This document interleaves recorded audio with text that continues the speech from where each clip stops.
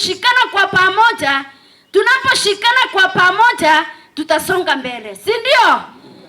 Na vile tunasonga mbele, naomba tukaweza kupendana kama wananchi wa Njokene. Unajua tukikosa kupendana, hata kama project zitakuja, wengine watasikubali, wengine watapinga. Si ndio? Si mnajua hivyo?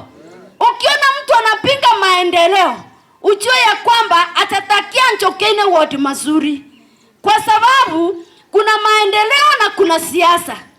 Kwa hivyo hayo yote myafikirie tu vizuri.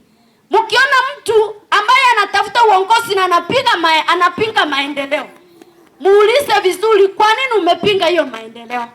Kwa sababu maendeleo ni kando na siasa, si ndio?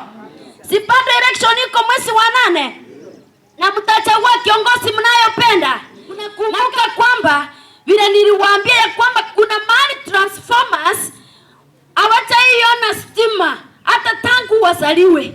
Kuna sehemu fulani hapa Njokene hawajaiona stima tangu wazaliwe. Na wakati stima zinakuja, kwa nini tupinge? Si tunasipokea? Bwana asifiwe.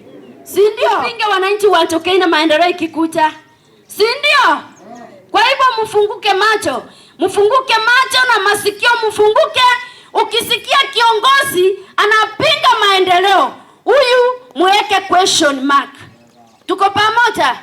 Kwa sababu maendeleo ndio anastahili kupongeza maendeleo, lakini ikifika kwa siasa inakuwa ni siasa. Si ndio? Ni mingi Njokene.